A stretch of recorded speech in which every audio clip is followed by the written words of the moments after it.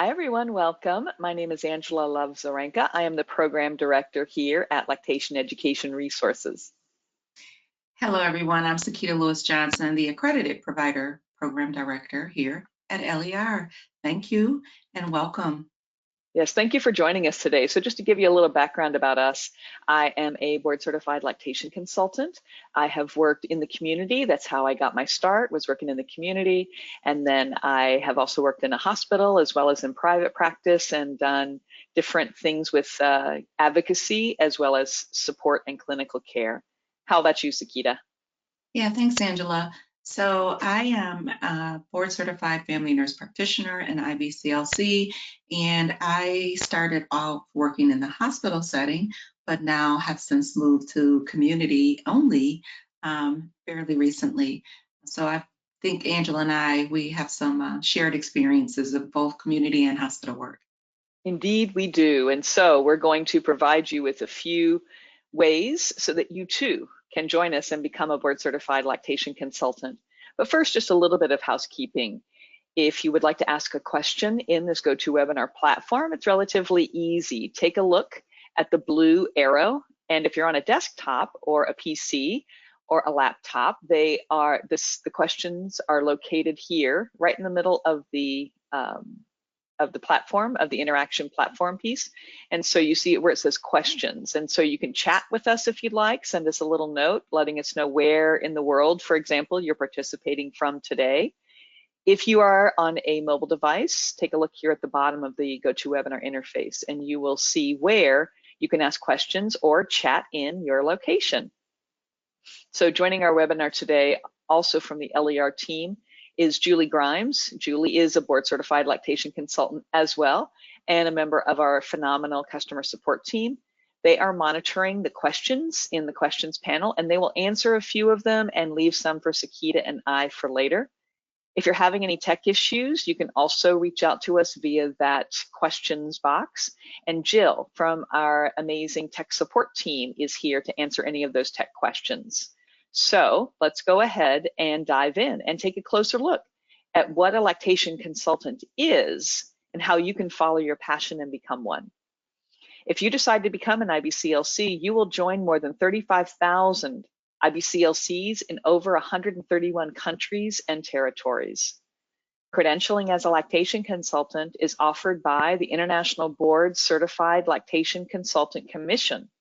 Take a look at their website, ibclc-commission.org. They have different regional offices, depending on where in the world you work or reside. Review the requirements and pathways to become eligible to take the IBCLC exam. Well, what do you need to know for the test? The detailed content outline, which used to be known as the exam blueprint, is based on surveys of IBCLCs in various practice settings around the globe. The outline covers all of the topic areas and the chronological stages an IBCLC needs to know in their work. LER courses cover the entire detailed content outline, and our courses are approved by LARC. That's the Lactation, Education, Accreditation, and Approval Review Committee. They evaluate and approve lactation consultants training courses.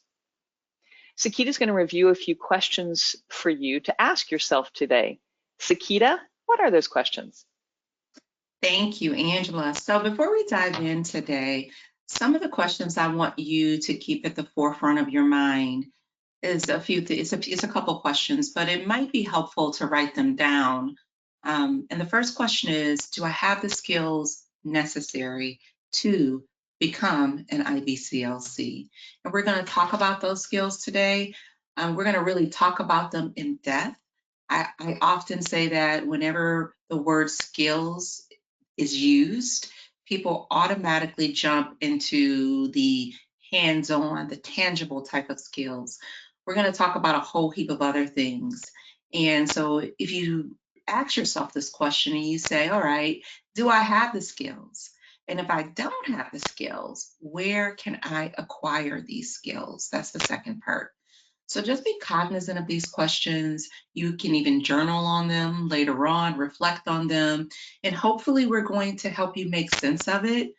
Don't worry if this does not make sense the first time around. Sometimes people need to hear this a couple times. And so this will be recorded, and hopefully we can help you answer some questions for yourself. So what makes an IBCLC? I talked about skills. Competency is crucial in talking about skills. It's really necessary to make sure that you provide the adequate and appropriate level of lactation support. So competency means that you basically have the ability, the knowledge, and the skills to do it successfully. In a nutshell, we're talking about novice entry right now. We're talking about, when you first start off, novices, yes, I have the foundational knowledge and I have some skills, right? I have enough skills to basically prudently provide the care that is necessary. But when we start to think about expert, to say what it means to mean that you are an expert in the field, it means that you've had some clinical time, you've spent some time with different amount of types of cases, not just, for example, the more common cases, but you've really managed and clinically managed some complicated cases which have resulted in favorable outcomes. So at the end of your training, you want to be confident that you can do that and you can do it without causing harm. And that's essentially why competency is so important. Culturally appropriate and credible care. Let's really unpack what culturally appropriate means. If you work in healthcare or anywhere, if you've been around anywhere in healthcare, even in some business sectors, you might have heard the word culturally competent. I just talked about competency, and it's really a level of mastery of a skill, right? And so when I think of the word competent, I always have to ask myself, can I ever become competent in someone else's culture? And so we really need to be clear that when we're talking about culture, that we're using appropriate language, in how we discuss these terms. So culturally appropriate is more fitting for where we'd like to start these conversations. And you can start with also using a term called cultural humility, which is a lifelong process of self-reflection and self-critique, whereby we're looking at our own selves. We're looking to learn about how we feel about not only ourselves, but other cultures. And we start with this whole internal examination of our own beliefs and our own cultural identities. And a definition that can be found if you really want to take a deeper dive is the National Institute of Health. And they just have one definition of cultural humility. Cultural humility is a lifelong process. So when we're talking about cultural humility, it's important to know what it's not, right? I've heard people say things such as, oh, it's not in their culture to do so, or in that culture, they do X, Y, and Z. We do want to avoid saying those things because really within cultures, there are subcultures. So the first part of cultural humility is not really feeding into stereotypes, not making assumptions about what someone will or won't do based on their culture, right? Because you really don't know unless you've been told by that particular person, hey, in my culture, blah, blah, blah, blah, right? Credibility. One of the things that really actually lends to our practice and whether or not we're trustworthy is when you really take a deep dive into this particular question. When you are asked something and you don't know the answer, how do you respond? Do you try to respond off of a whim or your own lived experience? And sometimes that's what people do. But I'm asking that question because almost, particularly in lactation land, whenever someone asks a question about breastfeeding or lactation or chest feeding, someone wants to tell you their story, right? They want to tell you, oh, it didn't hurt me. It's really not that bad. Or, oh my God, it was the most horrible experience, right? It's important to remember as clinicians, we have to work off of evidence and we have to work off what we know to be true based on what's out here, generally speaking. And so you can always reflect on your own experience, but as a clinician, you really want to rely on the evidence. So you want to be a credible resource, which means that you're giving out information that A, coincides with the best evidence, and B, that you really know what you're talking about. And then if you don't know what you're talking about, it becomes, all right, I don't have the answer, but where can I find the answer from a credible source, right? So we know we're not like walk-in dictionaries or computers or anything like that. It's impossible to know everything. So demonstrating credibility is about being forthcoming that, you know what, I'm not quite sure about that. Let me get back to you. Then go check your credible resources and get back to the client in a timely manner. And credibility is everything, because if you lose credibility as a lactation consultant or lactation supporter, it could translate to other IBCLCs losing credibility. And I'm going to say right now, that is something that I see that's happening across the board currently, and it's happening more and more. And so I do want to just put that out there, that credibility is everything, and loss of credibility is and can impact this profession. Policy creator and advocate. A couple other things we do as IBCLCs is we advise on policy. We actually help create policies. It's important to know that from the standpoint of talking about, it's important to know this, I'm sorry, from clinical care, from a standpoint of talking about clinical care. So remember I said, do I have the skills necessary, right? If policy is your strong suit, if you've already worked in policy, if you worked on policy, then yes, that probably is a strong suit, because we need you as more and more policies are being created to protect lactation, all sorts of things around national policy, local policy, those sorts of things, because language is important, and the language and policies matter, because a poorly written policy can end up with unintended negative consequences. So if you're a policy person, and if that's your thing, you already have that piece. However, if you're not a policy person, just know that you are a stakeholder, that the rest of us, we are also here in policy work. We are stakeholders, so we should be at the table whenever lactation-specific or related policies are being discussed. So maybe it's not your strong suit, but as an IBCLC, trust me, you do want to know how policies are created and how they impact us, because then that informs your advocacy and your level of advocacy. Advocacy is a big part of what we do and who we are. An advocate is simply a person who publicly supports or recommends a particular cause or study. So even if you're not a policy advisor, so to speak, you can be that person at the table, listening to how policies are created and sharing your perspective of those policies. Problem solving is about 90% of what we do. Each family has their own set of concerns.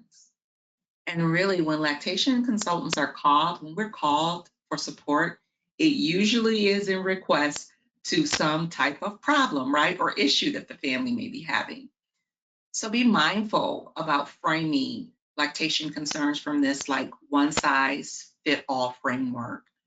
We know that one size can never fit all, and we really should be problem solving and looking at people from this individualized lens, and the lens from that particular family and the concerns that they're sharing with you.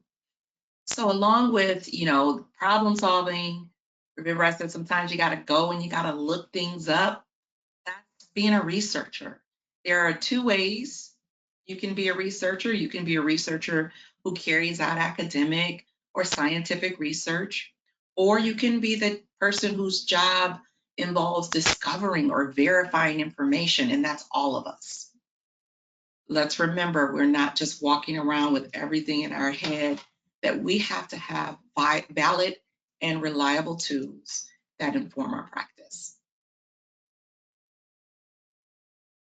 High-level lactation care, skilled high-level lactation care. These go hand in hand.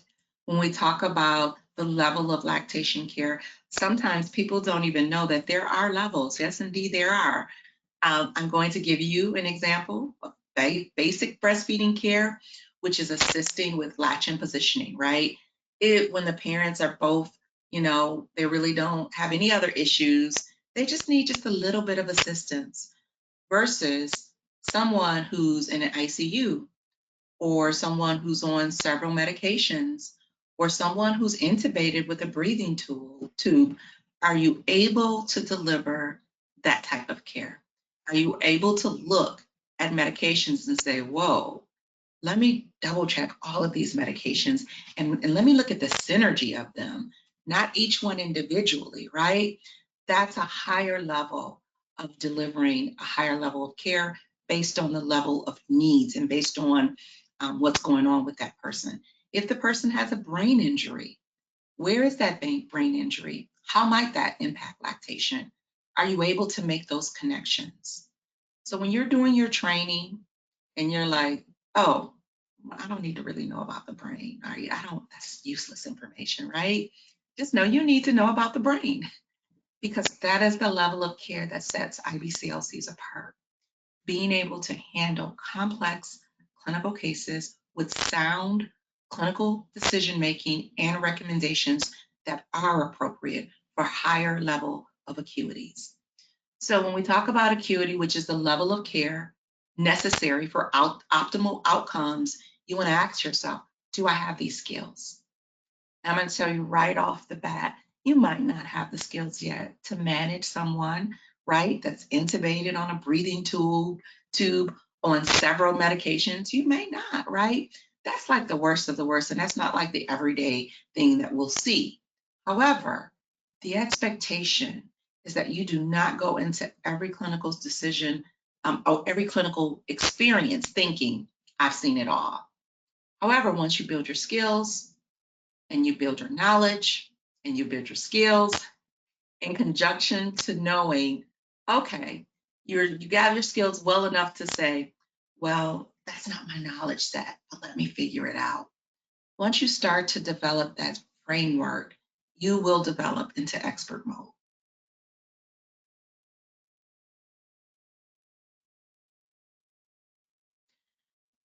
Essential and timely care. One of the things that we found out during the pandemic that essential became a new buzzword. And we found out that yes, lactation consultants are essential because babies were still being born.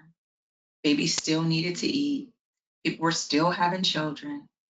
And especially during a pandemic, promoting and protecting the ability to provide human milk is critically important.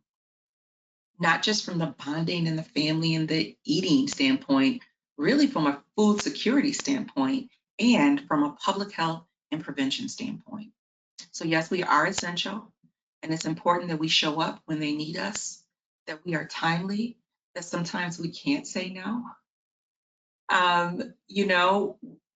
It would have been strange to say, we're in a pandemic right now. So I don't know when this is going to be over, but you're on your own. No, we are frontline workers. And so I just want to make it really clear that yes, there are times when telehealth has risen and it's a great thing and it can be a great thing, but there are some times when we still need to be in person. And we talk a lot about telehealth, but I'm going to tell you that sometimes telehealth is not the end all to be all. We can miss some things. Telehealth prohibits sometimes our ability to use our other senses. And so we want to be clear that we, as advocates, that we do show up, that we do go in, and it's our prudent and duty to show up so that we minimize the harms that are being caused to families, that we are accessible, because that's what becoming an IBCLC is about. It's about providing accessible care at the time that it is needed.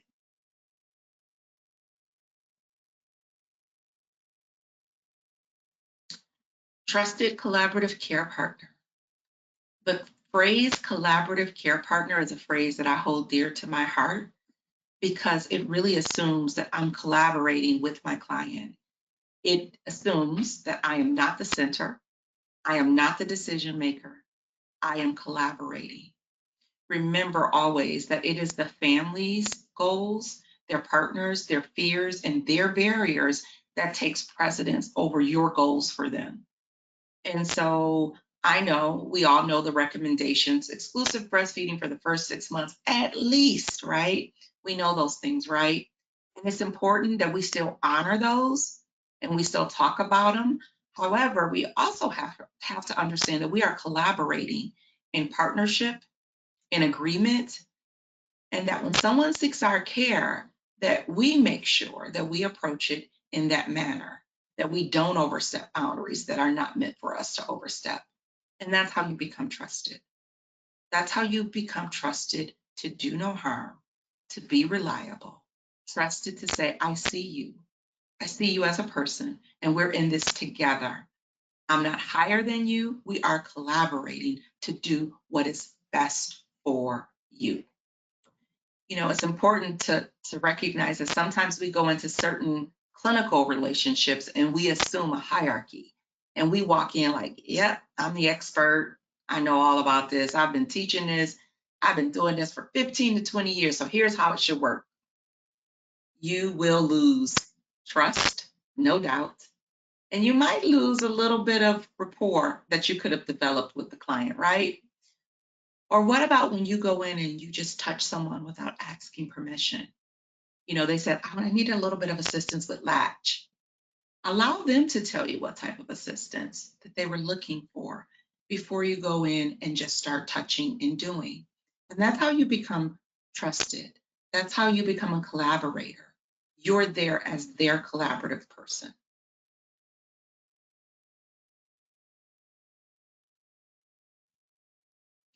Person-centered care. That is also a buzzword that you will hear in healthcare. However, I still love this and I still love the framing of this because I've talked about communication, I've talked about collaboration, I've talked about the level and type of care, and I've talked about culture. And remember that the person is at the center of it all. The Institute of Medicine defines patient-centered care as providing care that is respectful of and responsive to individual patient preferences, needs, and values, and ensuring that patient values guide all clinical decisions. So, if you remember that the person is the center of all of our communication, so what we say matters, how we say it matters, their culture matters, how we collaborate and move with them matters, and how we care for them in a way that causes no harm matters, then you will be delivering person-centered care.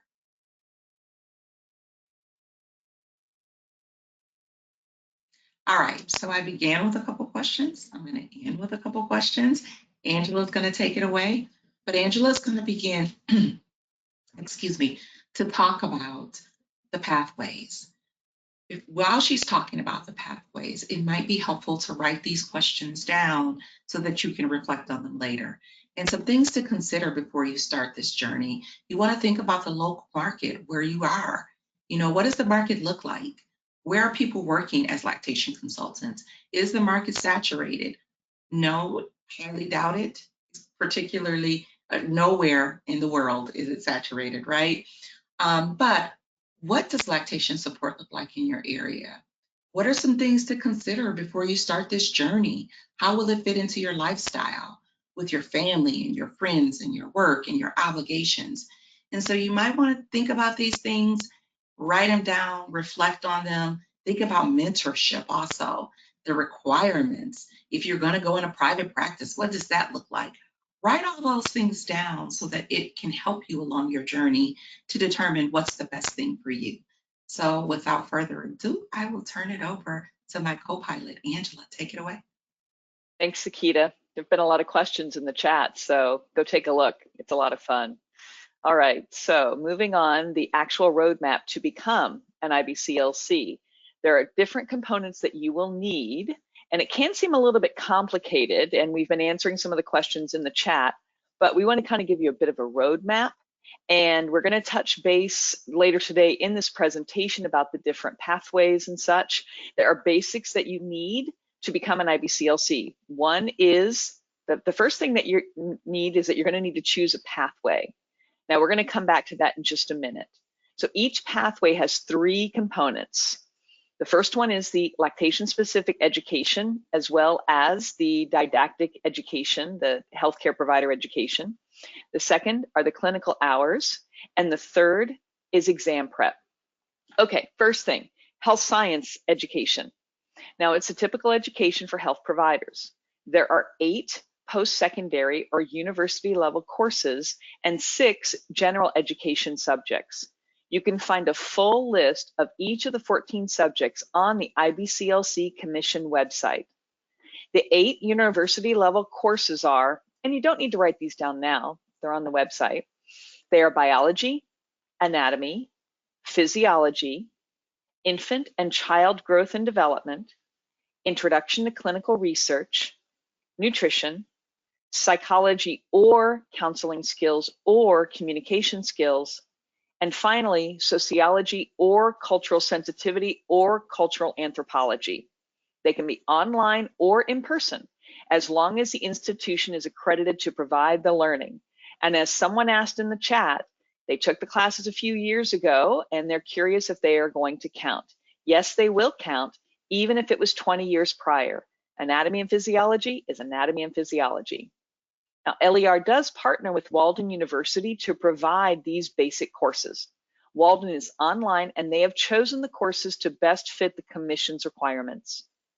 Now, there are 6 general education subjects, which are medical documentation, medical terminology, occupational safety and security for health professionals, professional ethics for health professionals, universal safety precautions and infection control, and basic life support. So 5 of the 6 general education courses can be taken through us. The only one you're going to need to search for is basic life support. In many countries, there is an in-person skills check for this training. I have heard of some organizations providing this training completely online, so it is important to check with your local resources.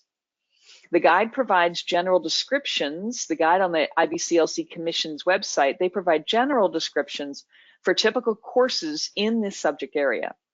Please keep in mind that the IBCLC is international. The names used in their document to describe the courses may not exactly fit the description of the courses at your accredited education institution. That's okay. You will note broad terms with the understanding that there is no universal description for what a course in, say, clinical research will cover. Why are these 14 courses required? The IBCLC is a standalone credential, meaning you do not need another certification, degree, or license to practice as an IBCLC. Once you pass the exam, you will be an allied healthcare professional. The courses are there to help you to prepare for your career as well as to help you pass the IBCLC exam. Now, the second thing you're going to need is lactation-specific education, and this is where we've got you covered. The education should be comprehensive and cover the detailed content outline. The Commission requires at least 90 hours of lactation education and then 5 hours of communication skills. Our 5-hour course is specific to lactation and breastfeeding care to help you in your practice as a lactation consultant. The third component is lactation-specific clinical experience. This can include in-person consultations, telephone consultations, or online breastfeeding and lactation care that supports breastfeeding or chest feeding families. It also includes lactation assistance to pregnant and breastfeeding clients and lactation education to families and/or professionals. These hours are to be obtained within the 5 years immediately prior to applying for the exam. How many hours do you need? Well, that depends on your pathway. And this is the important part that so many people are confused about. So let's make it a little bit simple. So the clinical hours, first of all, need to be accrued or gathered in the 5 hours before you apply for the exam. So pathway 1 is for health professionals and those who provide breastfeeding support through an IBCLCE recognized breastfeeding support counselor organization. Now, healthcare professionals include, according to IBCLCE, physicians, nurses, midwives, dietitians, physical therapists or physiotherapists, speech pathologists, and others. Breastfeeding support counselors include those accredited through organizations such as us, Lactation Education Resources, La Leche League International, the Australian Breastfeeding Association. Now, Pathway 2 applicants must complete a comprehensive academic program in human lactation and breastfeeding through an accredited university program. This education has both didactic and clinical components, and they require 300 clinically supervised hours working with breastfeeding families. We're not going to review that in this course. There are about 8 programs that are specific Pathway 2 programs around the world. And so those are not the ones, or I should say those are relatively limited. And if that's though the way you'd like to go is to go to college to become an IBCLC, then definitely search out one of those courses under Pathway 2. So now Pathway 3 is a structured mentorship program between an IBCLC and the applicant. The IBCLC or IBCLCs, if there's more than one, they must be in good standing with IBLCE, the credentialing organization. Those people who choose this pathway must have their program pre-approved by IBLCE before they can begin to collect their clinical hours. Now, a quick note. For those of you who may have breastfed or chest fed or provided human milk for your baby, the hours you spend nursing, pumping, and helping your friends, sadly, it doesn't count towards your clinical hours. And now 500 hours or 1,000 hours may seem like a lot, but there's a really good reason why. Each candidate needs to have the clinical experience so they can provide competent care as an IBCLC, as Sekeita was mentioning. If it's any consolation, the hours used to be a lot more. I've known IBCLCs who needed anywhere from 2,500 to 8,000 clinical hours just to take the test. So Pathway 1, let's review that a little bit more. So you need at least 1,000 hours. For those who are also, those of you who may also be a healthcare provider, the hours can be done in a hospital, birth center, clinic, lactation clinic or practice, or through independent practice as a licensed or registered healthcare professional in a non-healthcare setting. For breastfeeding support counselors from an IBLCE recognized organization, their hours can be earned either in person or online. The location and type of support depends on the criteria provided by the recognized organization. The hours need to be counted on an hour-by-hour basis. So 2 important points about clinical hours. 1, it's important for you to document the hours as you accrue them. Be very detailed in case IBLCE chooses to audit your application to take the test. They may want to see documentation, such as a spreadsheet or another document where you counted your hours. And the second important point is that the 1,000 hours do not need to be directly supervised. So we do have a program for anyone who is not already affiliated with a breastfeeding support organization. Our hours program offers you a way to gather those 1,000 hours in your community. So Pathway 3. This requires 500 hours of clinical experience. It too is best done in a busy practice setting where you can work with as many breastfeeding, chest feeding people and those providing human milk for their babies each day, such as a hospital or clinic setting. Now the hours towards the 500 only count when you're actually working with families. Observation hours do not count. Remember that clinical experience is graduated. That is, it starts with observation, then doing tasks under supervision, then completing tasks independently with the IBCLC nearby to ask questions and discuss situations. So LER does have an internship program with many sites around the country. You can reach out to support@lactationtraining.com and we can connect you with our clinical internship director, Amy, to determine if we have a site in your area. If not, we can give you suggestions on how you can work with your local hospital to facilitate an internship site through LER. Now, one thing Amy wanted me to also remind you about is regarding those observation hours. You can't start counting those towards your 500 hours until both you and the IBCLC are comfortable with you working independently. Most interns are going to spend about 75 hours in orientation before you can begin to count the 500 hours. Or you can take a look in your community to see if you can find a willing internship site or mentors. You may need to reach out to many people to find someone with the time, experience, and capacity to be your mentor. It's important to find a good fit. Talk to people who've been through Pathway 3 to find successful strategies with finding that good mentor. Now, while this pathway has an extra step or two, some people will ask, is it worth it? The answer is yes. Why? Well, we'll see reports that students who come through Pathway 3 seem to score best on the exam, and that's relatively consistent over the years. I really think it's that mentorship which is the key component.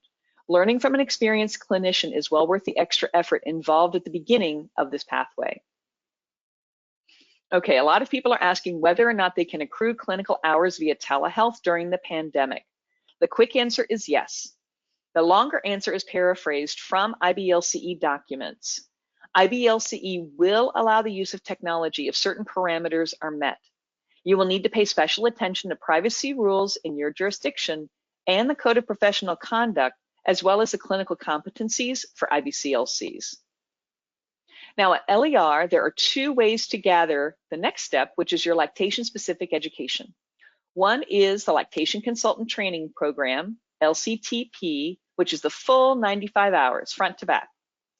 The other one is either core or bridge. They are designed to meet your education needs depending on your background and previous lactation training. So first, the comprehensive course called Lactation Consultant Training Program. It's 90+ hour course, which is eligible for CERPs, CME, and nursing contact hours. It is intended for those who do not have any lactation education and know they want to become an IBCLC. We have more than 35 of the most knowledgeable, experienced instructors who are practicing lactation consultants, researchers, and authors who teach in our courses, including me and Sekeita. Our classes are economical. You can view them on a variety of devices such as your computer, laptop, or phone. They are optimized for a computer, but they can be reviewed later when you're on the go. We've been educating people in person and online since 1990. We update our course information with the latest peer-reviewed evidence on a regular schedule, but we will update sooner as new evidence emerges. Have a question for the instructor? You can send an email to our support forum, and we have IBCLCs available to answer your questions. Want to discuss a concept with your fellow students? We're discussing innovative ways for people to connect. Stay tuned for more information. Upon completion of the 95-hour course, you're eligible to take our Certified Breastfeeding Specialist exam. The exam is included in the price. Once you pass, you are a Certified Breastfeeding Specialist on your way to becoming an IBCLC. This is to recognize you for the level of education you have attained. With this certification, you can begin to collect your clinical hours towards the IBCLC exam. Now, if you're not sure where to start, or you already have some lactation-specific education hours, then we have our core or bridge programs to meet your needs. They have the same advantages as the LCTP course. Our initial course is called Core because it will provide you with the core lactation education you need to understand what it means to begin supporting the normal course of breastfeeding. It's 52+ hours of online education. It covers the basics such as anatomy and physiology, infant growth and development, supporting the preterm baby, medications and breastfeeding, and many more. At the end of the course is a Certified Breastfeeding Specialist exam. The Bridge course is ideal for people who have the basic lactation education components and need an additional 45 hours to qualify for the IBCLC exam. Topics in our Bridge course include legal and ethical concerns for the lactation consultants, infant feeding and disasters, breastfeeding the infant with medical challenges, case studies, and clinical skills videos. Now, you're not sure where to start? Well, if you're new to the profession, I would suggest the core course. Get your feet wet and see if becoming an IBCLC fits. Now, I know these requirements seem like a lot, but LER is here for you every step of the way. If you have any questions about the pathways that don't get answered here today, please be sure to reach out to our friendly customer support department. Many of our team are IBCLCs, and they know the process inside and out. LER has 3 ways for you to earn your education, depending on your goals and where you are right now in the process. If you have questions about what would be right for you, again, our customer support team is here to help. If you're not a healthcare professional working directly with parents and babies, getting those hours can feel like a challenge. We have 2 programs, one for Pathway 1 and one for Pathway 3 students. When you're ready to take the test, LER has you covered. We offer 2 versions of our very popular exam prep course. Both use the LER QBank system, which is a comprehensive system including practice exams, photo flashcards, anatomy flashcards, a study schedule, and more.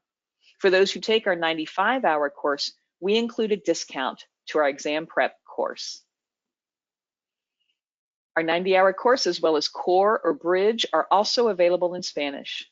Capacitación en Lactancia is our website which provides the same high-quality education found on LER in Spanish. At LER, we believe that access to high-quality lactation education should not be limited to those who live in countries with high incomes. We recognize that in many parts of the world, the relative purchasing power of a local currency may make the cost of lactation education inaccessible. As part of LER's commitment to increasing access to lactation training worldwide, our pricing is adjusted according to the student's country of residence. And I did notice that there is someone here today listening from Australia. G'day. If you would like to reach out to our support forum, support@lactationtraining.com, we are actually offering a special discount for those who currently are residing in Australia. In alignment with our continued commitment to diversity, we are proud to announce our Rising Tide Lactation Equity Scholarship Program, designed to increase the number of Black and Latinx and Hispanic IBCLCs in the US. We recognize that one of the greatest obstacles to entry into the field is access, specifically demonstrated by financial barriers. LER will remove that barrier for Rising Tide Scholarship awardees. We alternate these scholarships each year. In this year, 2024, we've just announced the recipients of our Rising Tide Scholarship. You can find out more information about the scholarships on our website, lactationtraining.com/Rising Tide. Our team is here to help you now and in the future. We have tech support 7 days a week. You can get your questions answered by experts in the field, and we can provide you with ongoing support for the next steps in your lactation career and provide you with extra resources. Thank you so much for listening to us today. And now I think that we have a very active group of questions. So Sekeita, Yes. Let's go. Yeah, thank you. First, I want to say kudos to Julie, because there has been so many questions and she has been like on the mark hitting them. Yes. However, Thank you, I will start Julie. with this first question, Angela. Here we go. So, Okay. hi, can I pursue a path to become an LC from zero experience while working a full-time job, since I cannot afford not to? That is a very real and great question. And I am definitely glad that we started with some reflection questions, because this is a loaded question. So part of it you might have to answer yourself, but the other part of it I will take a stab at it. The answer is yes, you can pursue it. One of the ways that I would recommend to really start to, you said zero experience, to start to get your feet wet would be, if you have local coalitions, to start to build relationships, to start to get involved in some of the meetings. And some coalition meetings only meet once a month, that sort of stuff. The other thing is to kind of figure out, like, hey, maybe could I switch jobs? Do you have experience? Could you become a peer counselor? There's so many different things to consider and think about, but this is a loaded question, and it really just depends on you. It depends on where you're working at. It also depends on so many things. So Angela, I will, do you have any other words of encouragement to offer for this question? Yeah, no, I do think taking small bits and small bites, I am all for taking those sort of leaps of faith and for really, pursuing your dream and pursuing your passion. And when you have to put food on the table, then that's the reality. And so taking off little bits of it and little pieces of it, as Sekeita said, just do a little bit of it and see if this fits. Is this something which is right? Are things sort of moving in my direction? Are things happening so that opportunities are being afforded to me? How many lactation consultants are around? Is this something where there's going to be stiff competition? Chances are not. or is it something that I can definitely carve something out and do? And also one thing to remember is that, Sekeita and I have been doing this for a long time. We both learn something every single day that makes us a better lactation consultant. We don't know it all. And so that's the thing of it, is that, yes, it may take time. It may take a few years for you to get to this, to meet this goal. And every single encounter that you have, every book that you read, every journal that you read, every podcast that you listen to about breastfeeding and lactation care, every single one of those things, every single touch that you have is going to make you a better lactation consultant to serve your families. So. Thanks, Angela. Here's the next question. Will there be a discussion about what working in the community looks like? I'm currently an L&D postpartum RN, taking my CLC course. I'm pretty familiar with what the role looks like in the hospital, but would love to know what other options I'd have if I left my current setting. And this might be the most realist, most blunt response I'm going to start with. The role in certain hospitals look differently depending on where you are. I can honestly say I worked at a system, whereas there were some of us that worked off of a acuity-based model, triage model. We saw folks that really needed to be seen. And there are other hospitals where the lactation consultant is expected to see every single person that delivers, even at a big hospital. Mm-hmm. And I would argue that that is not lactation consulting. I would argue that that is providing lactation education and a Band-Aid over an open wound. And so depending on how the lactation consultants function at your hospital, I am not sure how they function. And so I really want to be clear that all things considered, most hospital systems are not utilizing their lactation consultants as the evidence would suggest that they use their lactation consultants. How we work in the community, there's different ways we work in the community. There are community organizations that some people work with and for. There are private practice lactation consultants. When you are private practice, you are in the community, but you have to be clear in your mind that this is a entrepreneurial, this is your business. So what you put into it, you will get out of it. You also have to think about the patient population you want to serve. When you're talking about serving underrepresented populations, if you are talking about that, it's just something to consider that, the affordability at times may not be there. The accessibility may not be there. How do you coincide that? So there's different ways that lactation consultants work in the community. Some, when we say community, some work for FQHCs. I've seen that. There's a variance of, depending on where you are in the country and the world, where community work could look vastly different. What I do want to say is that we are charged with being an IBCLC, and if you're charged, is that comprehensive assessments of the feeding diet and the family is what's necessary. And in hospital settings, you have very little time to do that. You have very little time to take an adequate health history of your own. You have very little time to meet families when the baby's time to eat. You could be in some other room where another family needs something and then you're rushed. And so I do want to just, point out that the way lactation consultants work in the hospital, we need to be flushing that out. That's a whole nother advocacy piece that we need to be working on. And it does not look the same across the board from hospital to hospital. I want to share that with you. Community work can look so many different ways. It could be partnering with other community organizations. It could look a lot of different ways. Angela, I was long-winded on that, but no, it's perfect. This hospital stuff sometimes get me on a roll, because what I say about it is that some people think being a lactation consultant is just going from room to room, latching babies and educating with a scripted spiel. Sorry. And I would say that lactation education, you can be a lactation educator and not a lactation consultant. And okay, I did say I was going to shut up. So there you go, Angela. Take it. Well, and for those people who work, a couple of you have said that you do not have a medical background.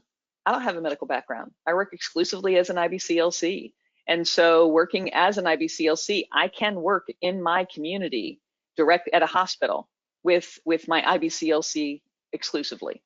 And the other thing is for those who are around the world, I see there's someone here from South America, I mentioned Australia, Europe. So, I mean, we have people from all over the world working with different NGOs, actually doing the work in the community, working with organizations that have programs that are on the ground and where you're actually working with families as home visitors. You know, it's one thing that they do have in other parts of the world that I wish we had in the United States, which is the home visiting program, home visiting nurse program, and the wide variety of things that you support. Lactation care and breastfeeding skills is definitely one of those aspects. And so take a look to see what NGOs are working in your community and see if there is a way to participate in that aspect, working with folks, so, and families. Okay, there's something else here. Someone is asking how to record their hours. They live in Lebanon. And so to that person, you can record your hours. If you go to the IBCLC Commission's website, they actually have a spreadsheet where you can record your hours. It's not something that then is uploaded directly to them. It's just a way for you to sort of count your hours. So if you're working in a setting, you would determine how many hours, for example, per week you work, and then you apply a percentage. So let's say 10% of your time working as a pharmacist is spent counseling lactating people. Then if you work, let's say 50 hours that week, 10% of 50 hours is 5 hours. So therefore 5 hours would count towards your clinical hours working as a pharmacist in your country. So and that makes sense for all over the world and whatever that sort of profession is, if you're going as a healthcare professional. And again, it's one of those that's identified by IBLCE. Here's another question, Angela. Would you know how IBCLC looks if you want to be a doula? I can say, having taken doula training as an IBCLC, they are two different, vastly different requirements. For doula training, you have 4 hours that are required of lactation knowledge. And it's basically just from a very bare minimum of how to support lactation, very uncomplicated, very latch in position, very basic elementary.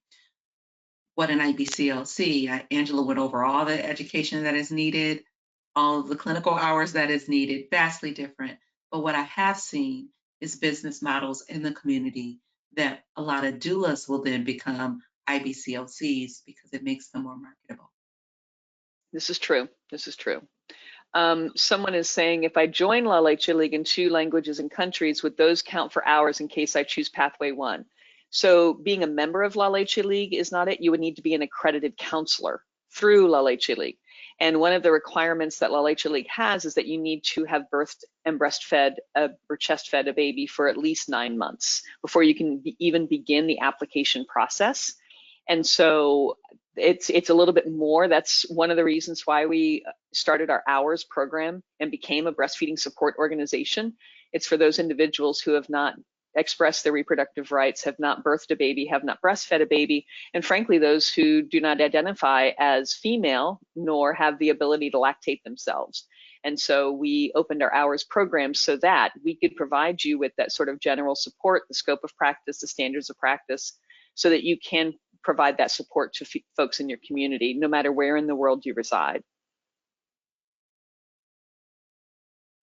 Someone else, oh good, thanks Julie. Someone else asked, the 95 hours with the 1,000 hours be within the same year within the exam, or can I extend the exam? So you need the 1,000 hours and the 95 hours in the college courses in the 5 years immediately preceding the exam. And this also, I also have a moment to say, or I'd like to take a moment to say that if you have done the clinical hours before you did your lactation specific training, then that sort of makes me pause. It might be best if you took the training first. You know, you may be supporting families now and providing them with care now under the auspices of your work as a pharmacist or as a nurse or as a physical therapist. And you want to make sure that you're providing that sort of up-to-date information to the families that you serve. So one example I sometimes will give is, let's say that that you believe that a parent has to stand on their head in order to latch baby on correctly. And you teach everybody to stand on their head so they can latch their baby on correctly. And yet, if that's not something which is supported in the evidence, or that's not something which necessarily will be on the exam, then you may be teaching something which doesn't necessarily have relevance, at least for the majority of folks around the world. Don't want to say never, but may not work for a lot of people. Question, what about a WIC breastfeeding peer counselor, pathway 2? I believe WIC breastfeeding peer counselors are pathway 1. I would highly suggest that if you are a peer counselor, that you also somewhere get some clinical skills. That's not a requirement, but I definitely, for pathway 1, but I would definitely say link up with an IBCLC just to really see the process through. And when I say the process through, what I mean is, what does a comprehensive lactation consultation look like from beginning to end? And when I say from beginning to end, I don't just mean that one point of care. I mean, what does completing a plan of care look like? What does your follow-up visit look like? Did the plan of care, did the outcomes improve? Did you need to adjust the plan of care? Did the plan of care stay the same? Did you have to follow up again, or did you close the loop after that? There's so much. And so, Angela? No, that's spot on. Thank you, Sekeita. Let's see. Where's that? There's one more question. So if I have education courses are complete but do not have access to a mentor, then pathway 3 would be best for me, correct? No, it's opposite. Pathway 3 is mentor.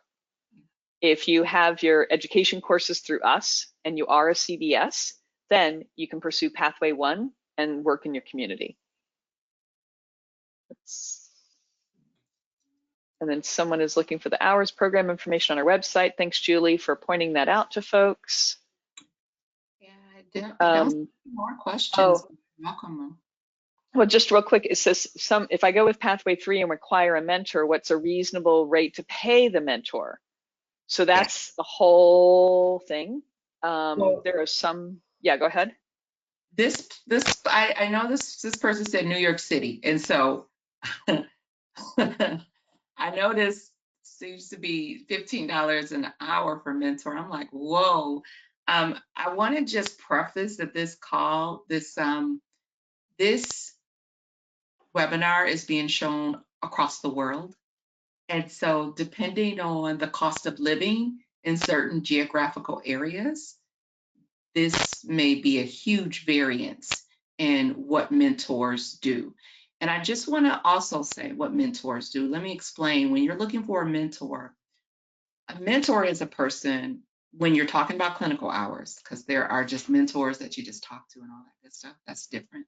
But when there are clinical hours involved, mentors are involved with bringing you along the way for those clinical experiences. Teaching while they are also providing care. Also teaching while they are charting and documenting and follow up. And so I just want to make it clear that the mentorship, if you are going that route, it should be in a clinical realm of making sure that you get the clinical experiences that you need. And again, the price will vary based on the geographical area. So there's a huge variances. I don't know if there's literature, but Julie's very smart. She probably does know what the going rate is for mentors in certain areas, but I've definitely seen it higher than that. I've seen it much higher than that as well. I've seen, like, in the US dollars, thousands of dollars in order to pay someone to be the mentor. There are plenty of people who don't charge anything, or actually, what we find that mentors do, or whenever they have interns, is that interns increase capacity. So, for example, I always, yes, Sekeita's smiling because she knows. When I worked in a hospital setting, I always had an intern. Why? Yes, those first 100 hours, 150 hours, I'm doing a lot of work. And yet, once we get past to the point where I'm comfortable and my intern is comfortable seeing clients privately or seeing them separately from, like, me standing right there, then it's wonderful. I can say, hey, can you go into this room and help to set up a pump? Hey, this parent wants to know more information about going back to work. Can you go have a chat with them, right? They know what the information is. I feel comfortable with them supporting them. And so then I can now be somewhere and my intern can be someplace else. So I am more than happy to run with a couple of interns, but you also need to have the right capacity. You need to have that right, ability to do so. So there's a lot of things there. And some hospitals, becoming an intern with a hospital, this is where LER comes in handy, is that some hospital organizations will require an agreement between the education organization and their hospital, as well as insurance. And so we can help to facilitate and negotiate that conversation, sign on the dotted line. And so that's the reason why we have a separate Pathway 3 program for people where we can place them into one of our internship clinical sites. There's a question. So as a working pharmacist, Pathway 1 is the best for me, right? Go ahead. Is a pharmacist considered a healthcare professional? I've been trying to look up that number. I mean, I'm not saying that a pharmacist isn't a healthcare professional, but I am unsure. Yes, I would say yes. Yes, pharmacists have they do fall up under Pathway 1. Thank you. I will answer this question though by saying, what are your goals? I'm going to answer this with a question, because if you are a pharmacist who just want the credentials, who basically it's like, I want to be able to support families with education and information, right? Yes, Pathway 1. But if you are a pharmacist who have never worked with families, I would say consider, you don't have to, but consider Pathway 3 if you are really trying to venture out and to switch gears, so to speak. And so that's a loaded question. That's an individualized question that I would say, you might want to have a one-on-one conversation with a local IBCLC to discuss what your thoughts are about becoming an IBCLC in the pharmacist role. But definitely Pathway 1 would be a pathway that would be applicable for you. Right. So someone is saying that they're confused about the pathways. I am not currently working in a healthcare setting, okay, but I have those 14 education classes complete. Which is the best one to go to? You can do either. Either if you're not a healthcare professional, then what you would need to do is if you want to do Pathway 1, become a CBS, and then you can do Pathway 1 and gather your hours in your community. If you have all those health education courses and you want to find a mentor and you're able to find a mentor, then take a look, find a mentor, and then you can do Pathway 3. So for you've got the college courses, you need the lactation specific courses, and then you can decide which pathway you can do based on if you can find someone who's a mentor and or if you can actually do that work in your community as a CBS. Yeah. There's another question. When to be able to work to assist with administrative or community outreach aspects to bring down the cost.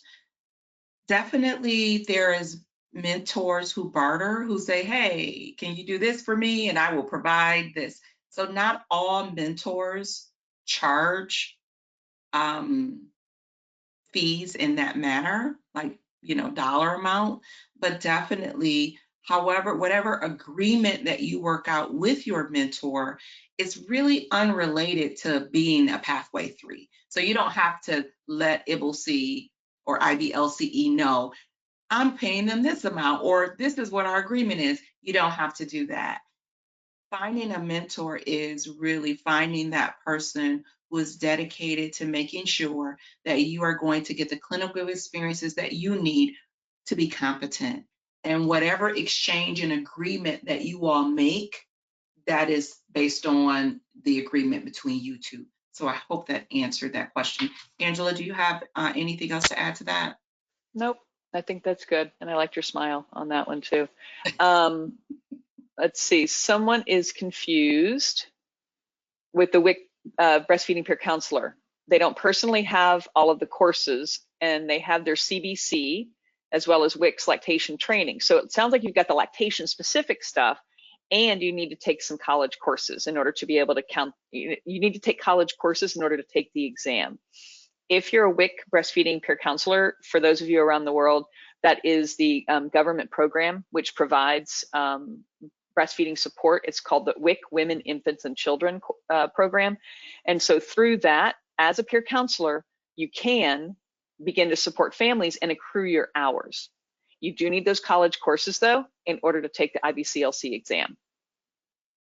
There's a question, Angela, and I do want to answer this because, you know, we say we're going to be real, right? And this is what's real out here. This question says, with Pathway 3, how long does it take to get placed with a mentorship? If you are seeking a mentor, my best advice would be for you is to establish a relationship with that mentor, rapport. I am going to be bluntly honest because now I'm at a point where I don't, I'm afraid. How do I say that? I'm afraid because I've seen what people think mentors are and who they should be. And I know what mentors should be. And you have to develop a relationship. People want it quick now. So there are some mentors that may be able to meet your needs, but there are also mentors who are going to say, I need to establish a relationship because I need to make sure that there's a level of integrity that's going to go forth, right? And so how long does it take to get placed with a mentor? It depends on if the area where you are have a lot of IBCLCs who's doing that kind of work. And if they are not doing that kind of work, it may take a little bit longer to find someone, build that relationship first. You know, be transparent, let them know that you are seeking a mentorship, but just make sure that you don't expect for them to just be like, yep, I can do this right now. You know, life is life for a lot of folks, right? And then what if they already have a mentor that they're going with, right? And that mentor may have a year to finish their stuff, right? It's only so much people can do, but don't say, oh, well, I'm not going to see. Just continue to build those relationships with your community. The more you can build your relationships with the community of lactation support providers, the more, the quicker you will be able to probably find someone that will help mentor you in the ways that you may need it. If you are working with us in order to get the IBCLC, in order to get the pathway, in order to get the mentorship, it depends on the sites that we have. And if we have a site where which is open for a mentor, for an intern, then by all means, yes, we can place you in that course. But at that site, but we actually do have some sites that have a bit of a waiting list. So it really depends on the individual site. And once again, if we don't have a site in your community, Amy can have a chat with you and give you some ideas on how to work with a facility in your community, how to build relationship, as Sekeita was saying, and how to find a way to get them to allow you to have a mentorship or an internship there. There's a question. I'm a pediatric respiratory therapist in the U.S.